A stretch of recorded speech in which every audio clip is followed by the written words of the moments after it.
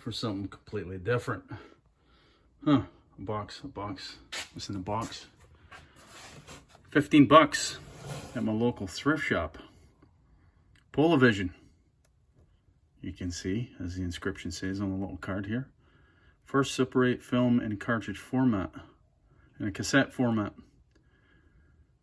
Huh, never had it. But apparently this was a thing. So we've got the camera, the light, and a couple of films. One exposed and one no sure. Let's get a look.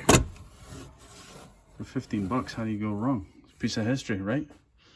I'm no American culture guru, not by a long shot, but I've never even heard of this. Let's check out. Okay, so as advertised, not working. I've recklessly plugged it in and seen if anything happens, which nothing appears to happen. The top hatch here, you can see it's color coded.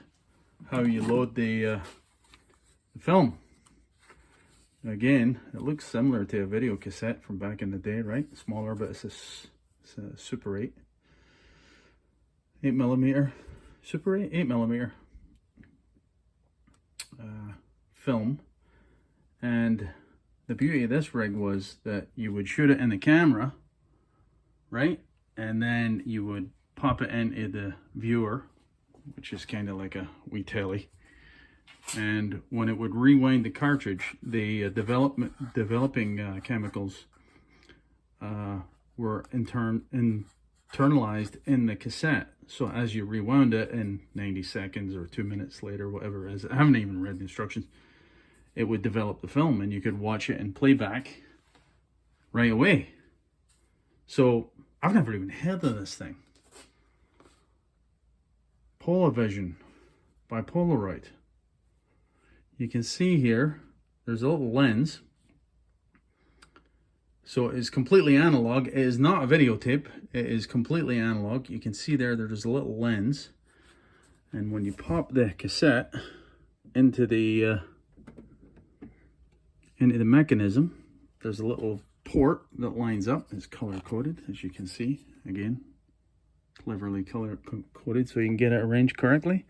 And what it does is, I assume the projector lamp, probably through some prisms and mirrors. Well, I know there's a prism in the mirror. Basically projects the image onto the screen. So when I opened the lower hatch here, access hatch, this mirror fell out.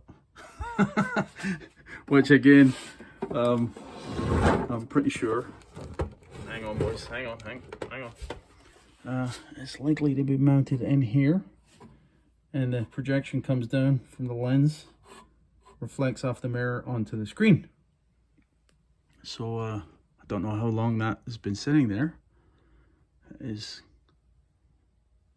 guessing those are three glue contact points that should have retained it, which I guess have long since dried up. But it still looks usable. This crack on it that's damaged the silvering a wee bit. This looks worrisome, right? This looks like a breaker that is tripped and it is not resetting. They have to reset it through here. They have to hold to press a little plunger internally in order to get that reset. I'm not sure. And this is for a remote. There is a remote, just a small switch basically that you can operate remotely. Wired remote, of course. So I don't know. Let me see if I can get this to reset. See?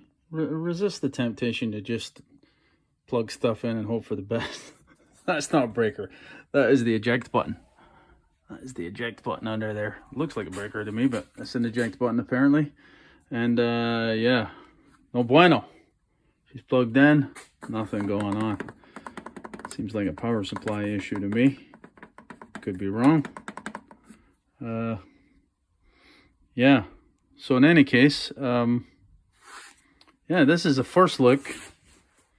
And again, I'm embarrassing myself because I've never even taken the time to read the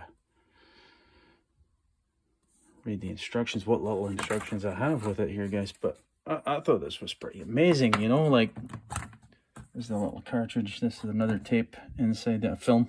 It's a film inside the camera, you know. Fortunately, it looks like the little Polaroid logo's long since departed the case of the camera there. Electric. Batteries of some sort in here, which I haven't opened the case. I'm sure they've long since leaked and probably destroyed the board, but yeah, anyway, I thought you guys might be interested in this. Look, check this out. The light. Apparently this was a commercial disaster, the Polavision. I'll put a link to a video in there that a guy's done on the internet. It's a million times better than I could ever produce, and it's the quality of the image was not great, and there was no sound. So for 1977, I think it was, they introduced this rig. Late 70s, mid-late 70s. Yeah, the public were not really that keen on, as you can imagine, film without sound at that late date, just around the corner, or basically simultaneously. Early beta and VCRs, you know, videotapes were actually just hitting the market. Early days for that, of course, but yeah, that kind of the timing of the release was with this was apparently not good, and an absolute disaster for Polaroid apparently. But anyway, I thought you might like a look at it. I'd never had the Polavision. I'm gonna play with this and see what's what. This is curiosity getting the better of me here now. Yeah, this little rig is considerably more complicated than I anticipated.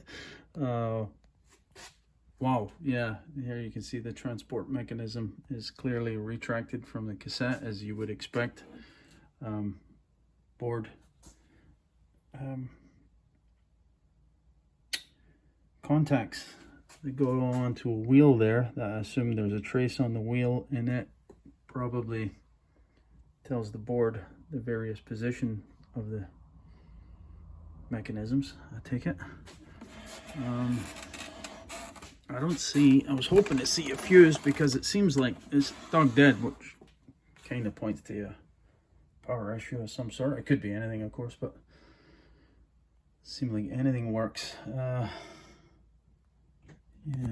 belt drive here that goes to, again, mechanism considerably more complicated than I thought. Blower, cooling blower, I take it for the lamp and whatever else in the rig actually generates heat. I don't think there's many miles on this thing because the filter looks spanking brand new. No dust at all. There is a lamp in there, but no protective device of some sort. I was hoping to see a fuse somewhere, but I don't see it. One thing I do think is maybe an issue, because there is no switches, control switches or mode or anything else. The only thing is the eject button down here that I showed you earlier. Let me see here if I can get them in. See those two right there when the cassette is actually in place. There's two micro switches there that sense the tape actually being, the film actually being those two metallic contact pads touch the switches there.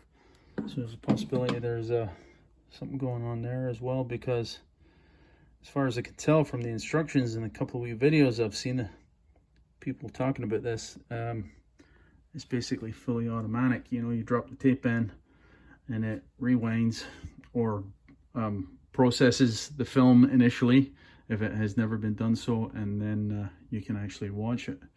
But yeah, I dropped the tape in and absolutely, not the tape, the film, and absolutely nothing happened. It seems like it sits right. I'm not sure. Yeah, so this is going to take a wee bit of time to figure electrolytic and capacitors. I mean, I can't even find the power supply board. A little bit further disassembly is going to be required for that, I think. But anyway, I'll leave it at this for now. That's that. The Polavision. As I said, I'd never even heard of it. Maybe I should call the 1-800 number and get a wee bit of help. That's it, boys. Cheers.